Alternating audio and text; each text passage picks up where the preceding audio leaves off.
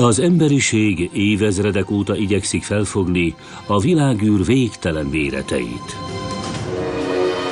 Távcsövekkel fürkésszük, űrhajókat küldünk a felderítésére, de elképzelhetetlenül hatalmas mivoltában felmérhetetlen számunkra. Tartsanak velünk, szakítsanak ki egy órányit az idő végtelenjéből, hogy megnézzük, milyen nagy is a nagyon nagy, milyen messze is a nagyon messze. Következik a Feltárul a kozmosz.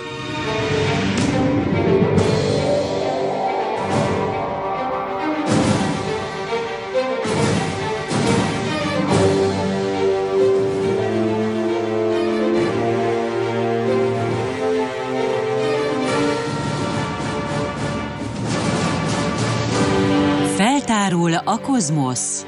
Távolság és lépték.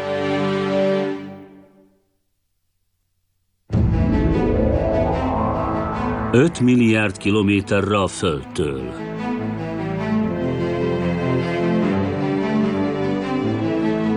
Négy milliárd kilométerre. Ha a Plutó pályáján túlról közelítünk bolygónkhoz, óhatatlanul el kell rajta gondolkodnunk, hogyha csak a mi naprendszerünkben ekkora távolságok vannak, milyen nagy az egész univerzum. És azon túl vajon van-e valami?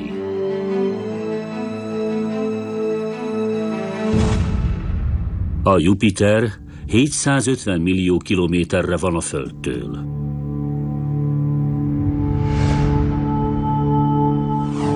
Ez az aszteroida öv 280 millió kilométerre van. Hazafelé közeledve megpillantjuk a Marsot. Mélyen a lelkünkben gyökerezik a vágy, hogy felfedezzük a világot, kimerészkedjünk az ismeretlenbe, és tágítsuk az emberiség tudását a világegyetemről. 1962-ben John Fitzgerald Kennedy híres holdra szállás beszédében az amerikaiak felfedező szellemét idézte meg. Az űr ott van, és mi ki fogunk jutni az űrbe. A hold és a csillagok ott vannak. Új tudás és béke reményét jelentik az emberiség számára, és ezért most, amikor útra kelünk, Isten áldását kérjük a legkockázatosabb, legveszélyesebb és legnagyobb kalandra, amelybe ember valaha belevágott. Mindössze 7 évvel később, 1969 nyarán egy Saturn 5 rakéta, a legerősebb, amelyet ember addig valaha épített, és olyan magas, mint egy 38 emeletes épület, útnak indított 3 embert az addigi legambiciózusabb űrbéli kalandra. A cél az a kőgolyóbis, amely évezredek óta szolgált számunkra támpontul az időméréshez, a Hold.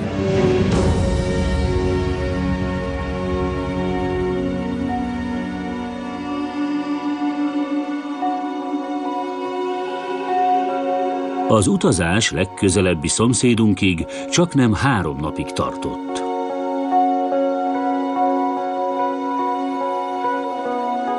Eközben a Földön több millió ember várt lélegzet visszafolytva, miközben minden órával távolabb vitte az utazókat, mint előtte bárkit. Egy olyan utazáson, amelyben évezredes emberi álmok és remények öltöttek testet.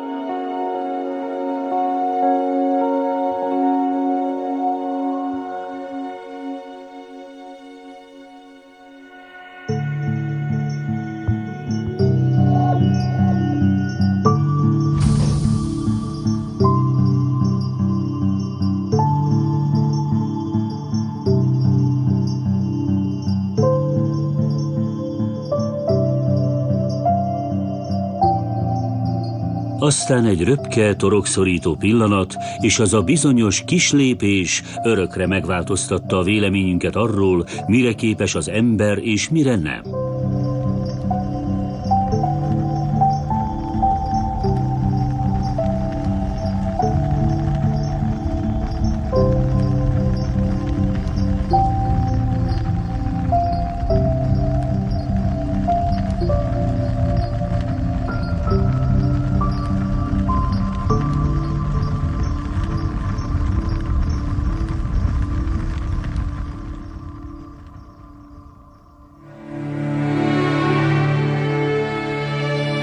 Hogy megpróbáljuk megérteni az űr méreteit, kezdjük saját vidékünkön, azzal a mindössze 2 égitesttel, amelyen az ember valaha is megfordult.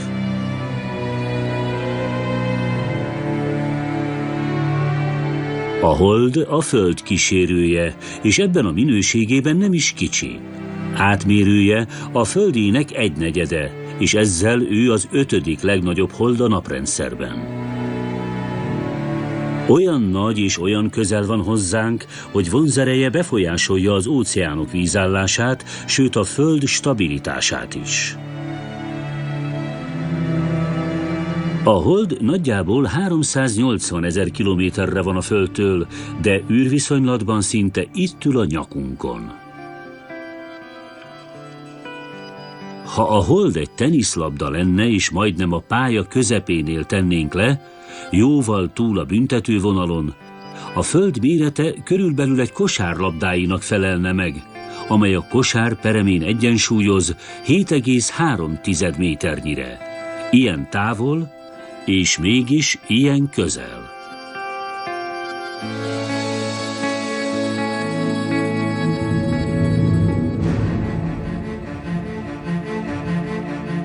A hold tömegvonzása nélkül a Föld vadul táncolna és ingadozna a tengelye körül, ahelyett, hogy épp csak finoman billegne. Ha pedig komolyabb billegést produkálna, változékony lenne, mennyi napsugárzás éri el a felszínét, amitől a sarkvidéki jégtakaró nagy darabjai kezdenének vándorolni szerte az óceánokon. Ez alaposan felbolygatná a földi éghajlat érzékeny egyensúlyát.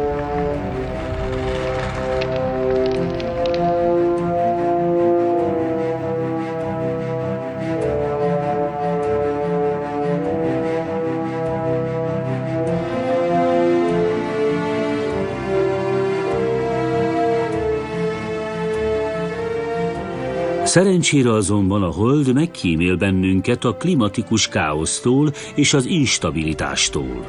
Ősi gravitációs keringőjük során a Föld gravitációja vonzást gyakorol a holdra, mint amikor madzagra kötött labdát pörget valaki maga körül, és nem engedi, hogy elszálljon valahová az űrbe.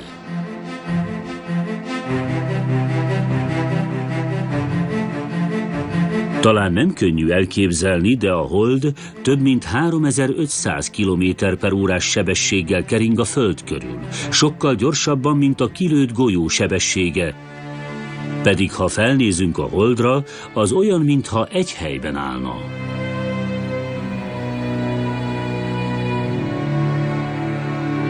Innen nézve a hold, mintha mindig nyugalomban lenne, csak úgy, mint valamennyi Föld körüli pályán keringő objektum. Lentről mind mozdulatlannak látszanak.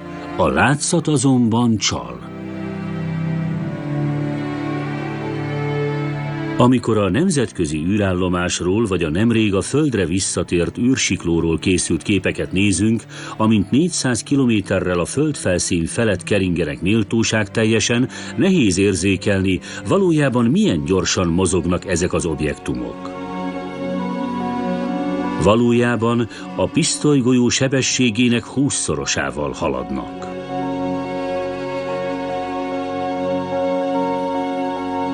A nemzetközi űrállomás fedélzetén tartózkodó űrhajósoknak 90 percenként van részük a napkelte látványában.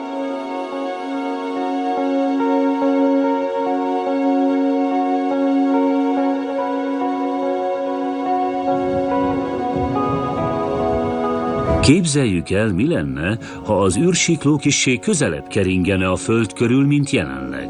Hogy nézne ki az óránként 3500 kilométeres sebesség a felszínről nézve?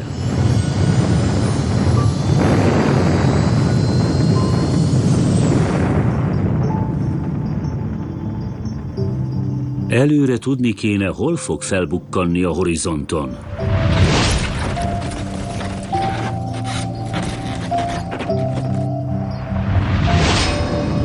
Másodpercenként 8 kilométeres sebességgel zúgna el felettünk. És mire utána fordítanánk a fejünket, már el is tűnne a láthatáron.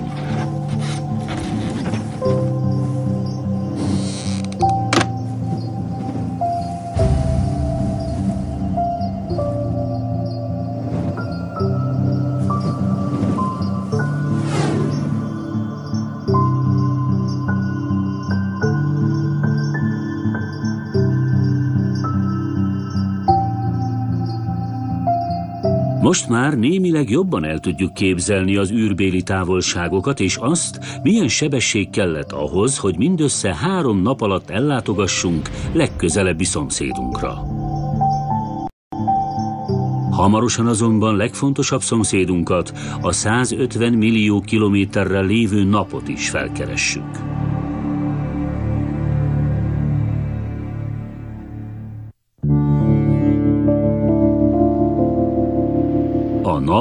A naprendszer középpontjában található csillag.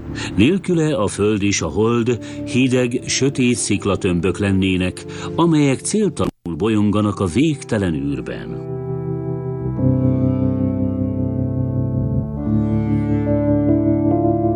Az ember már évszázadokkal azelőtt ismerte e fényes tűzgömb jelentőségét, hogy egy reneszánsz matematikus azt állította volna, hogy naprendszerünk középpontja a nap. Nem volt szüksége a naprendszer modelljére, hogy rájöjjön, hogy a naptól kapjuk a fényt és a meleget itt a Földön.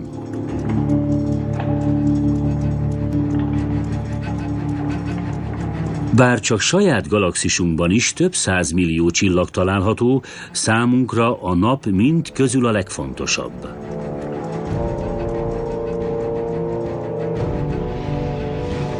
A napra természetesen nem tudunk ellátogatni. Nincsen szilárd felszíne, csak egy perzselően forró gázréteg burkolja be, amit fotoszférának nevezünk. Minél közelebb megyünk a nap magjához, annál nagyobb a gázok sűrűsége. Több mint 160 000 kilométerrel a nap felszíne alatt érjük el a radioaktív zónát, ahonnan hő sugárzik kifelé a nap középpontja irányából. Ha még tovább haladunk befelé, elérjük a nap magját alkotó termonukleáris reaktort. Itt közel 6 millió Celsius fokos hőmérséklet uralkodik. Itt keletkezik mindaz a fény és hő, amit a Földön érzékelünk. A nap mintegy 4,5 milliárd éves, és újabb 5 milliárd év múlva üzemanyagának jó részét felemészti, lehűl és vörös óriássá terebélyesedik. A tőle több millió kilométerre lévő Merkurt és Vénuszt ennek során egyszerűen elnyeli. De mekkora pontosan ez a hatalmas tűzgolyóbis? A naprendszeren belül a nap a legnagyobb égitest. Itt a Merkur, a Vénusz, a Mars. Lássuk a Jupitert és a Szaturnuszt, a 2 legnagyobb bolygót.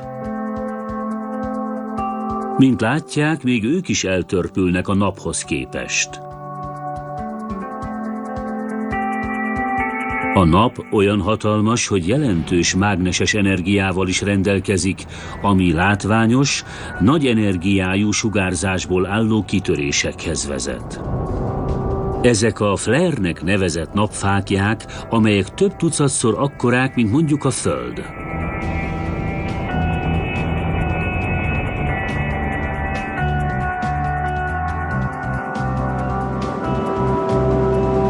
Ha egy kereskedelmi repülőjárattal akarnánk megkerülni a Földet, tudjuk, hogy hosszú út lenne.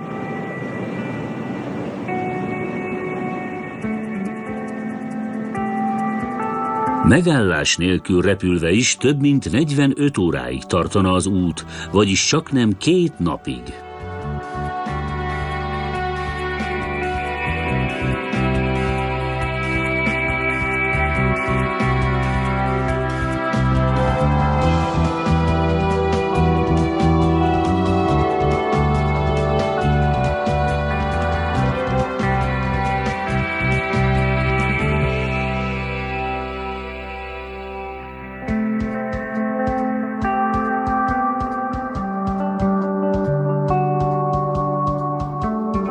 A nap kerülete 109-szer akkora, mint a Földé.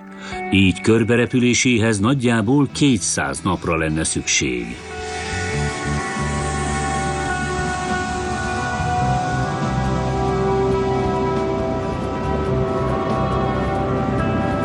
És mégis mindannyian ismerjük az érzést, amikor a bőrünkön érezzük a nap melegét, miközben ennek a hőnek a forrása 150 millió kilométerre van tőlünk.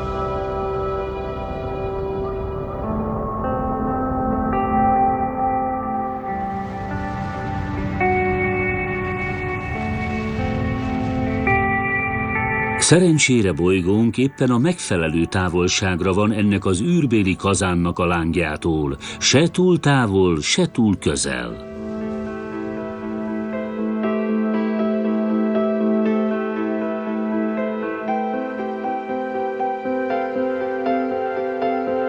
Ha a nap valamiért hirtelen kihunyna, 8 teljes percig észre se vennénk mi földlakók, hogy valami nem stimmel.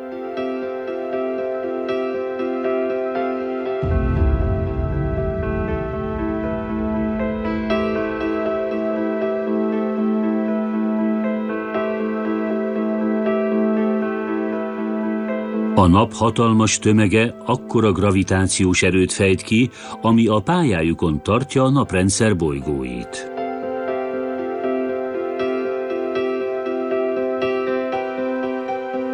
A naprendszer méretarányos modelljét vagy képét nézve lehetetlen igazán felfogni, mekkora távolságokról is van szó. Egyszerűen túl hatalmasak.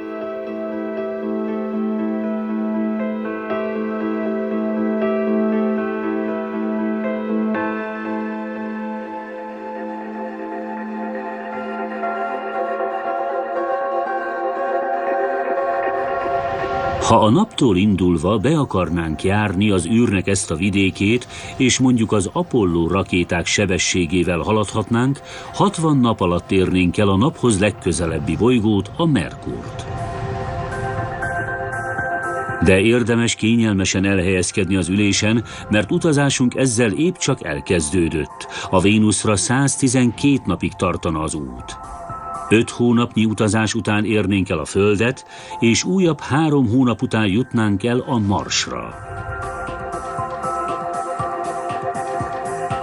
A Jupitert azonban csak az indulástól számított 2 év elteltével érnénk el, és további 2 évre lenne szükség ahhoz, hogy a Szaturnuszra jussunk. 4 évvel ezután pedig végre eljutunk az Uránuszra is.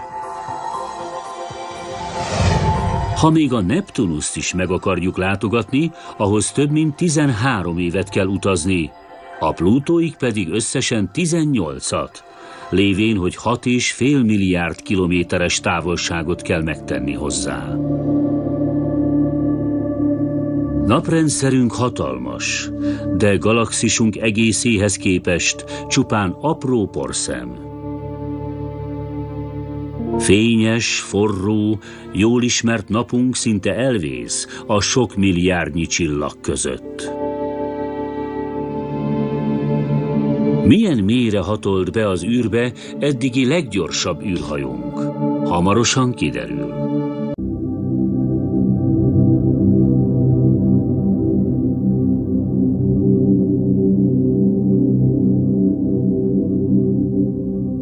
Most, hogy hosszú utazást tettünk a naptól a naprendszer legkülső bolygóig, már jobban el tudjuk képzelni, milyen távolságokra vannak ezek az égitestek, és amit láttunk, az nemigen változott az elmúlt 3 milliárd év során a naprendszer keletkezése óta.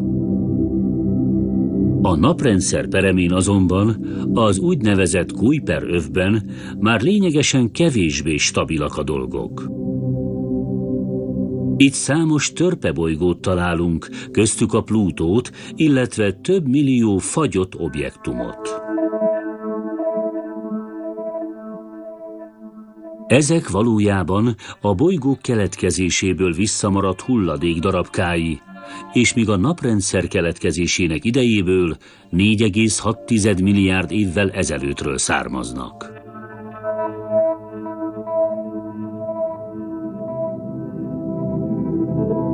Itt ezek az objektumok stabil pályán keringenek jóval a naprendszer bolygó övén túl.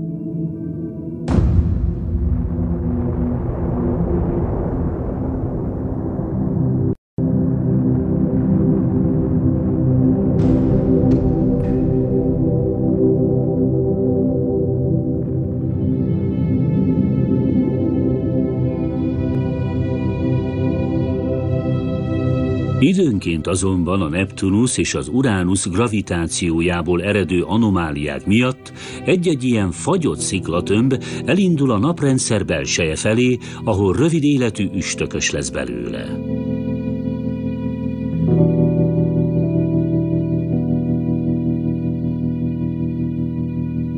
Legtöbbjük mindössze néhány évig marad meg, aztán darabokra szakad és elenyészik a nap hőjének hatására.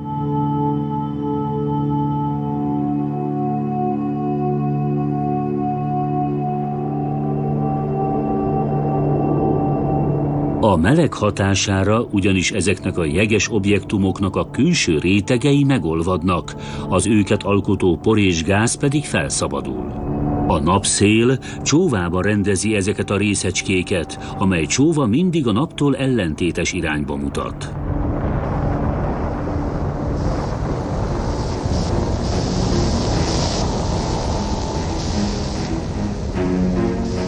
A NASA 1977-ben 2 űrszondát bocsátott fel a naprendszer feltárására, a Voyager 1-et és a Voyager 2-t, amelyek 56 000 km/h sebességgel haladnak.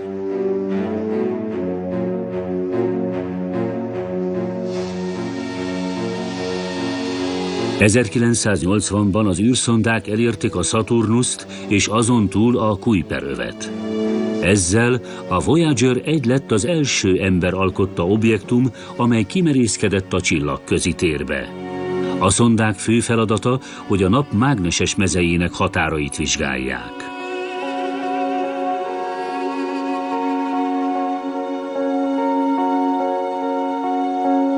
A Kuiper-övön is túl a nap birodalmának legszélén található az Oort felhőnek nevezett gigászi képződmény. A naptól 750 milliárd kilométerre kezdődik, és a külső naprendszer jeges héját alkotja. Innen származnak a hosszan elnyújtott pályán keringő üstökösök.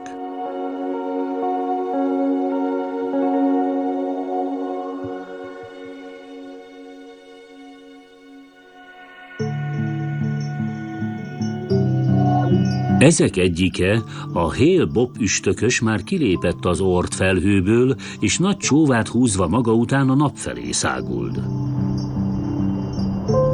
Amikor 1997-ben a Föld közelében haladt el, szabad szemmel is látható volt az égbolton, noha 160 millió kilométerre volt tőlünk. A Hale-Bopp legutóbb 4200 évvel ezelőtt járt ilyen közel hozzánk, vagyis még a nagy görög és római birodalmak születése előtt.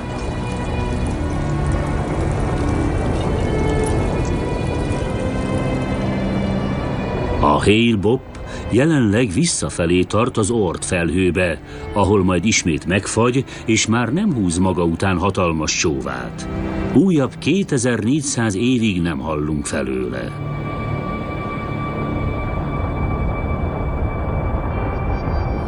Vajon hány ilyen jeges bolygó maradvány, mindegyiküket lehetséges üstökös kering itt az Oort felhőben? Talán 1 trillióan is lehetnek. Képzeljük el a következőt. 2 kiló cukor nagyjából 3 millió kristályt tartalmaz.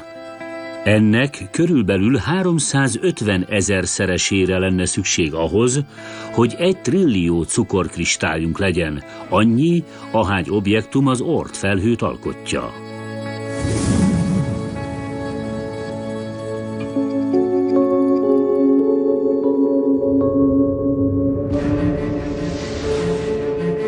Az Oort felhő kiterjedése olyan nagy, hogy a tudósok szerint a hozzánk legközelebb eső Proxima Centauri csillagig vezető út 1/3 kitölti.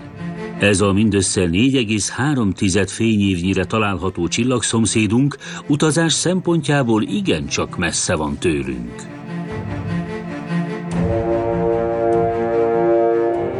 A Voyager szondáknak további 1500 évig kellene utazniuk, hogy egyáltalán az Oort felhő innenső szélét elérjék. Ahhoz pedig, hogy a Proxima Centaurit is megközelítsék, további 80 000 évre lenne szükség.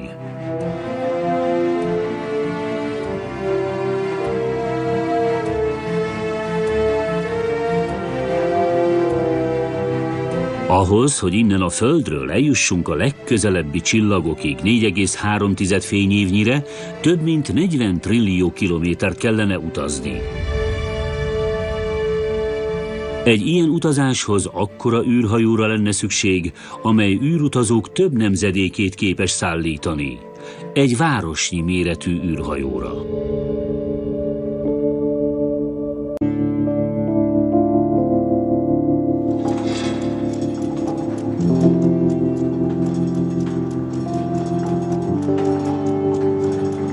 Mint történelemből tanultuk, a heliocentrikus világkép, amely szerint a bolygók a nap körül keringenek, a reneszánsz korban még veszélyes ötletnek számított.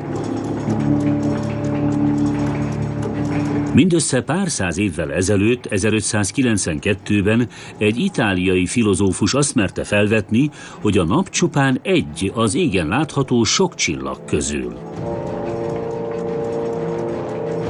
A Vatikán nem fogadta túl jól ezt az elgondolást.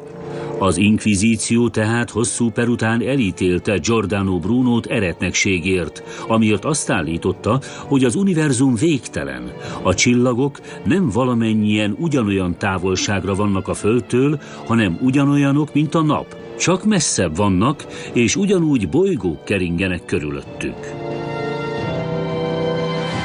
Bruno az életével fizetett nézeteiért. 1600-ban mágiahalált halt.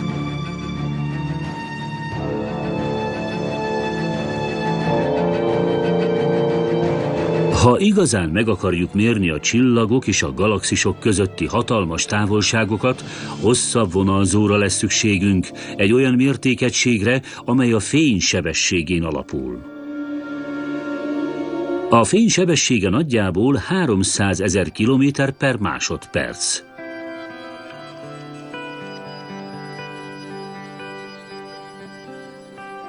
Ha a fénynyalábot indítanánk a Földről a Holdra, nagyjából 1,3 másodperc alatt meg is tenné a nagyjából 380 000 kilométeres utat, vagyis egy szempillantás alatt. A Földtől átlagosan mintegy 220 millió kilométerre lévő Marsra ugyanez a fénysugár 13 perc alatt érne oda. A Jupiterre már több mint 30 percig kellene utaznia, a Szaturnuszra pedig 1 órát és 10 percet. Ahhoz pedig, hogy a Plutó fagyott felszínét elérje, még a fénynek is csaknem 5,5 órára lenne szüksége. Naprendszerünkön túl az egyes objektumok közötti távolságok már exponenciálisan növekednek, ezért még nagyobb mértékegységgel kell számolnunk. Ez a fényév, az a távolság, amit a fény 1 év alatt tesz meg. A már emlegetett Proxima Centauri, a legközelebbi csillagszomszédunk 4,3 fényévnyire van tőlünk, vagyis úgy 40 trillió kilométerre. De miért tekintsünk ilyen közelre? A csillagászok manapság szinte minden héten felfedeznek egy újabb távoli világot, egy úgynevezett exobolygót.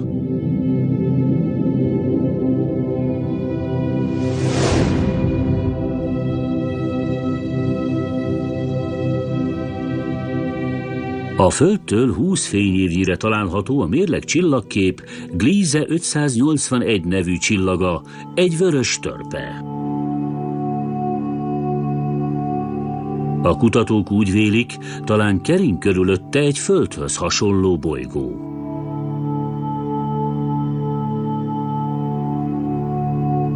Megfelelő légkör megléte esetén ezen a bolygón talán az ember is életben maradhat.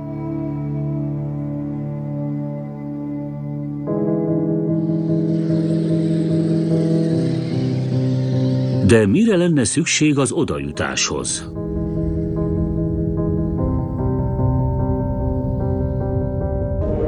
Képzeljük el, hogy 100 év múlva képesek leszünk a fénysebesség 10%-ával haladó űrhajót építeni.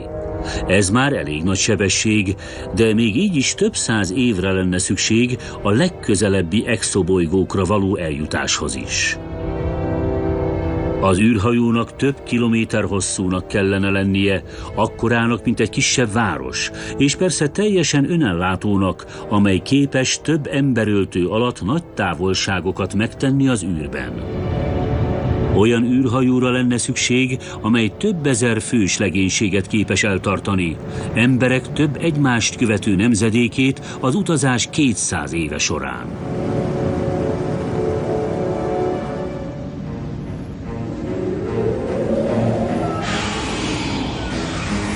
A középkori katedrális építőkhöz hasonlóan, akik nem érhették meg a mű elkészültét, dédunokáink talán egész életüket egy ilyen csillagközi bárkán érik majd le.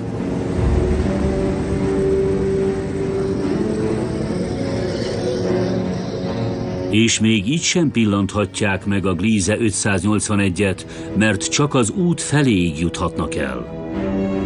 Az űr hatalmas léptékével mérve pedig ez is csupán macskaugrásnyi távolság.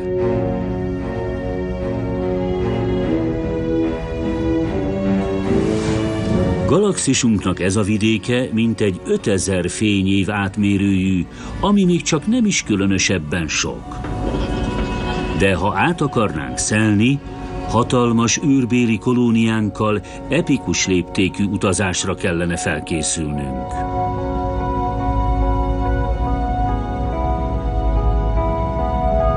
Nemes felfedezőinknek örökre el kellene hagyniuk a Földet abban a tudatban, hogy eljövendő nemzedékeket cipelnek a vállukon a messzi távolba, egy távoli világ felé, ahol az emberiség talán újra megveti a lábát egy bolygó szilárd felszínén.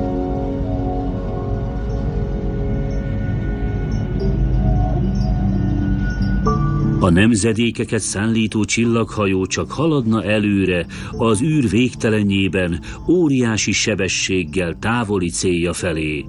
Egy új, különös világba, amelyről utasai is csak álmodnak.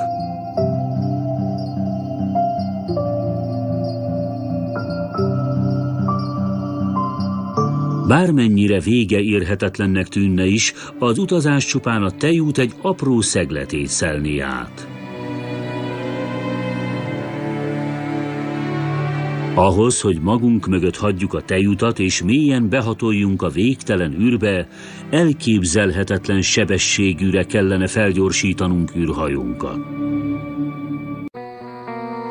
Még éppen csak kezdjük felfogni, milyen nagy is a galaxisunk, a tejút. Néha itt a Földön is megpillanthatjuk egy részét az éjszakai égbolton. Valójában korong alakú, nevét azonban arról kapta, hogy a Földről nézve fényes sávként húzódik keresztül az égen. Hogy mik azok a nagy, fényes csillagnak látszó foltok? Valójában csillaghalmazok, több milliónyian. Ez csak a galaxis középső része, a legfényesebb. Innen a Földről nem láthatjuk az egészet, hiszen magunk is benne vagyunk. A tejút minden irányból körülöttünk van. Aligha kárhoztathatjuk őseinket, amiért azt hitték, hogy a Föld a világegyetem középpontja. A nap minden reggel felkel és minden este lenyugszik, éjjelre átadva a helyét a csillagos ég csodálatos látványának. Ez a mi napunk azonban, ha nem a Földről látjuk, a kék ég háttere előtt, az űr sötétjében csak egy lesz, a Tejút nevű galaxis sok 100 milliárd csillaga között. Amikor felnézünk a távoli csillagokra, tudjuk, hogy sok trillió kilométerre vannak tőlünk, de csak innen nézve ennyire távoliak. Az űr egy másik pontjáról errefelé pillantva a nap is csak egy távoli csillaggá válik. Ahhoz, hogy a Tejút kolosszális méretét a maga egészében megcsodálhassuk, több millió fényévnyire kell lennünk tőle. A csillagok ilyen tömege, a csillaghalmazok, csillagképek, csillagrendszerek, emberi érzékek számára szinte befogadhatatlan léptékűek. Hol van ezen a képen a Föld, a nap, a naprendszerünk. Ne is keressék. A tejút vastagsága 1000, átmérője pedig 100 000 fényév. Hogyan lehet egy ekkora számot egyáltalán valamennyire elképzelhetővé tenni? Kezdjük magával ezzel a számmal.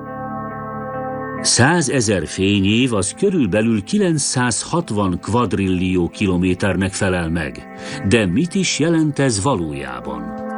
Nézzük mondjuk az alábbi modellt. Ha fognánk egy tollat és egy nagyon hosszú papírcsíkot, és lenne időnk 960 kvadrillió apró írásjelet leírni, mondjuk a naprendszer bolygóit jelképező 11 csillagászati szimbólumot végtelenül ismétlődve egymás után, akkor az elkészült papírcsíkot több mint 4500-szor lehetne körbetekerni a nap körül.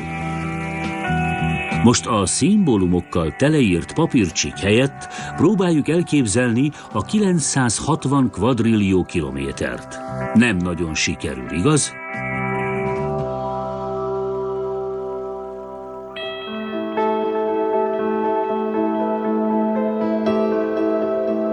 Galaxisunk szívében egy öregebb csillagokból álló kidudorodás található, amelyet mi nyilas csillagképként ismerünk. Itt található az egész univerzum egyik legrejtélyesebb és legnagyobb energiájú jelensége, egy óriási, baljós, fekete lyuk. A gravitáció itt olyan erős, hogy még a fény sem képes elszökni belőle. A tejúthoz hasonló spirálgalaxisok közepén található fekete lyukak ezért valójában nem láthatók. A tudósok a közeli csillagok viselkedéséből tudják kikövetkeztetni, hogy egy fekete lyuk vonzás körzetébe kerültek. Közvetlenül, mielőtt elnyelné őket, ezek a csillagok nagy mennyiségű sugárzást bocsátanak ki.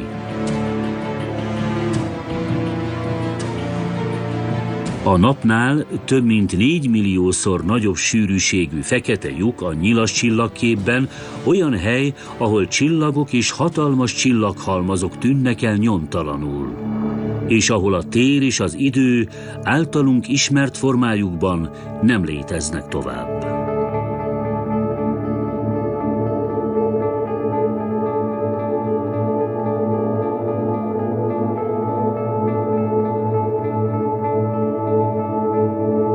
Bármilyen hatalmas is a tejút, döbbenetes belegondolni, de csak egy a számtalan galaxis közül az űr végtelenjében. Képzeljük el, hogy óriás csillaghajunkat sikerül úgy felturbózni, hogy csaknem fénysebességgel képes haladni. Még így is 2,5 millió földi évre lenne szükség ahhoz, hogy eljusson legközelebbi szomszédunkig, az Androméda galaxisig. Még fénysebességgel haladva is szinte észrevétlen lenne az űrhajó haladása. Ha minden tökéletesen megy, távoli leszármazottaink egy féregjukon keresztül elérik az Androméda galaxist, ahol remélhetőleg találnak egy lakható bolygót maguknak. Addigra remélhetőleg felkészülnek a landolásra, elhagyják a hajót, élelmet és hajlékot keresnek maguknak, szaporodnak és új társadalmat alapítanak, több millió éves küldetés zárva le ezzel.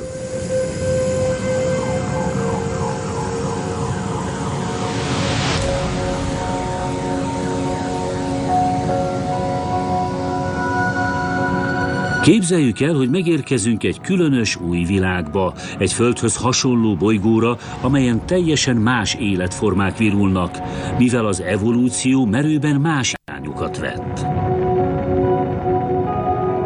Ma még ez az álmok világa, de nem is olyan rég, még a holdutazás is oda tartozott.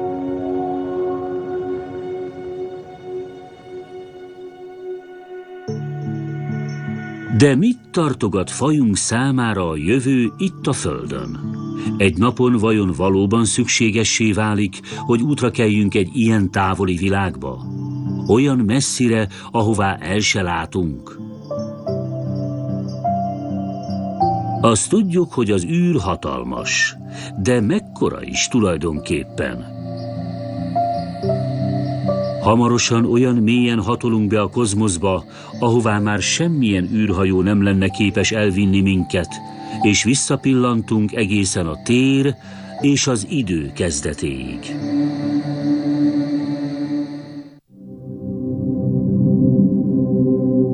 ...1923-ban egy fiatal csillagász, Edwin Hubble a kaliforniai Mount Wilson obszervatóriumban dolgozott, és észlelt egy objektumot, amelyről úgy gondolta, az Andromeda ködön belül található. Az amerikai csillagász fekete-fehér fényképsorozatot készített róla, amely hamarosan történelmi jelentőségűvé vált.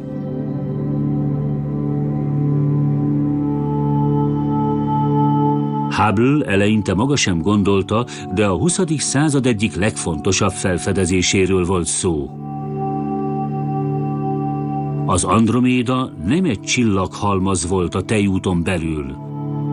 Edwin Hubble egy másik galaxist talált.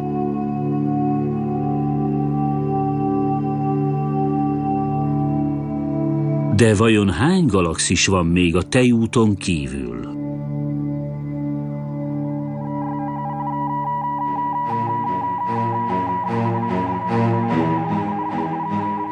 ...1990-ben a NASA föld körüli pályára állított egy hatalmas űrteleszkópot, amelyet Hubble-ról neveztek el, és az űr legtávolabbi vidékeit vizslatja.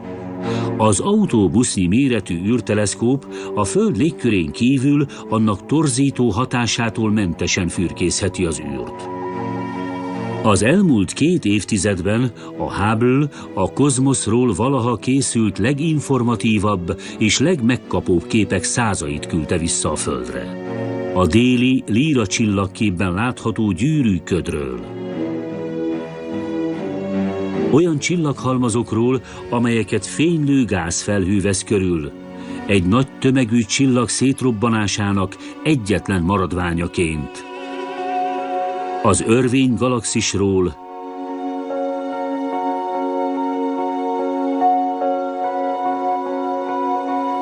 gigászi gázoszlopokig, amelyek sugárzást bocsátanak ki,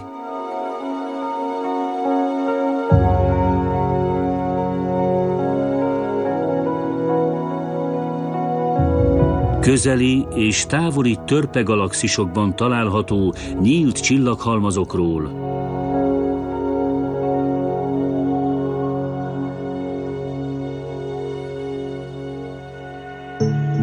a Carina ködről, amely 3 fényévnyi magas,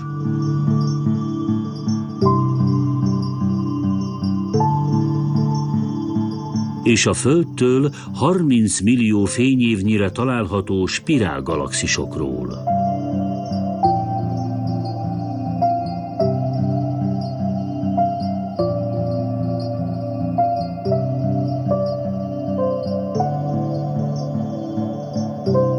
A Hubble az egyik csodálatos képet a másik után készítette.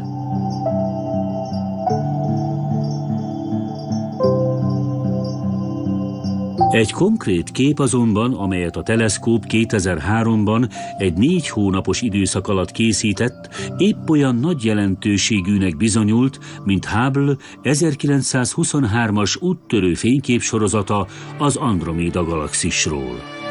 Első ránézésre, mintha épp olyan csillagok lennének, mint az éjszakai égboltot ékesítő bármelyik másik. Közelebbről megnézve azonban kiderül, hogy több mint 10 000 objektumról van szó. Ezek nem csillagok vagy naprendszerek, még csak nem is csillaghalmazok. Ezeknek az apró fénygömböknek szinte mindegyike egyenként több milliárd csillagból álló galaxis.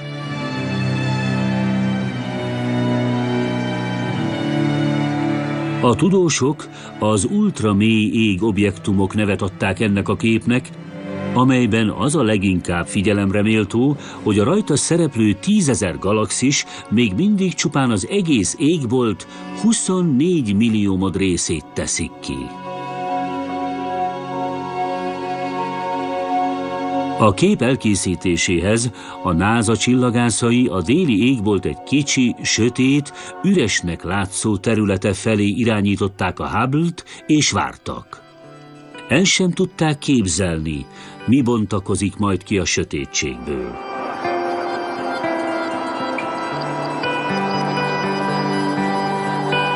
Hogy bele tudjunk gondolni, mire is fókuszált ekkor a Hubble, képzeljünk el egy űrhajóst, aki az űrben lebegve karnyújtásnyira tart maga előtt egy ceruzát.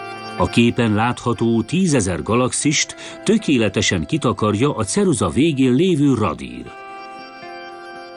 Aztán a tudósok észleltek további 5000 a képen eredetileg igen halványan látható galaxist, amelyek legrégebbike az elsők között jött létre az ősrobbanás után. Úgy is mondhatnánk, ez az univerzum kisbaba kori fényképalbuma. Ezeknek a galaxisoknak a fénye több mint 13 milliárd éve van úton, vagyis csaknem egyidős magával az ősrobbanással.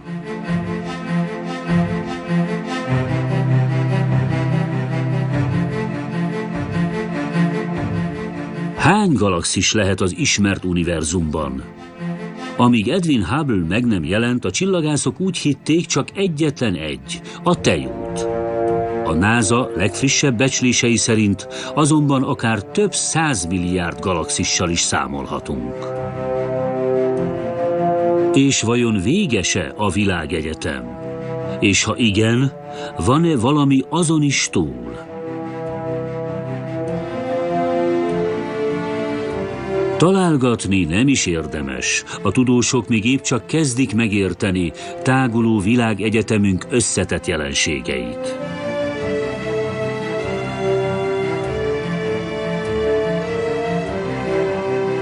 Az űr sokkal hatalmasabb, mint amit egyáltalán el tudunk képzelni. De ha követjük természetes ösztönünket, amely környezetünk felfedezésére késztet bennünket, egyre közelebb jutunk hozzá, hogy feltárjuk az univerzumot. Narrátor Mihály Győző, magyar szöveg Károlyi Júlia, szerkesztő Molnár Attila Dávid, hangmérnök Nemes László, gyártásvezető Masol Ildikó, szinkronrendező Vági Tibor. A magyar változatot a Spektrum Televízió megbízásából a Masterfilm Digitál készítette.